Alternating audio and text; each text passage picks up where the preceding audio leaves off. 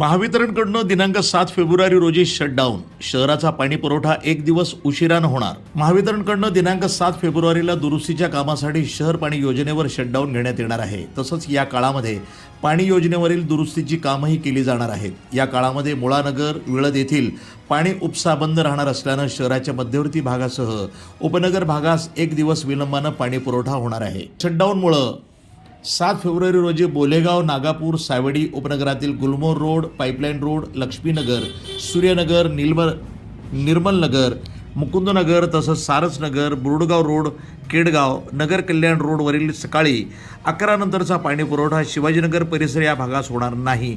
या भागात 8 फेब्रुवारी रोजी पाणी पुरवठा होणार आहे. तसंच 8 फेब्रुवारीला पाणी पुरवठा होऊ घातलेल्या मंगलगेट, रामचंद्र खुंट, झेंडी गेट, जुने जिल्हाधिकारी कार्यालय परिसर, धरती चौक, बंगाल चौकी, माळीवाडा, कोठी, गुलमोहर रोड, सिव्हिल हडको, प्रेमदार हडको, स्टेशन रोड, आगरकर मळा, विनायक नगर भागास दिनांक 9 फेब्रुवारी रोजी पाणी सोडण्यात येईल. 9 फेब्रुवारी रोजी पाणी वाटप असलेल्या सिद्धार्थनगर, लाल टाकी, तोपखाना, आनंदी बाजार, कापड बाजार, ख्रिस्त गल्ली, माळीवाडा, बालिकाश्रम रोड परिसर, सावडी भागामध्ये दिनांक 10 फेब्रुवारी रोजी पाणी पुरवठा केला जाणार आहे. नागरिकांनी उपलब्ध पाण्याचा काटकसरीनं उपयोग करून महानगरपालिकेला सहकार्य करावं असं आवाहन करण्यात आलं आहे. वृत्तसंपादन विभाग, न्यूज टुडे 24, अहिल्यानगर.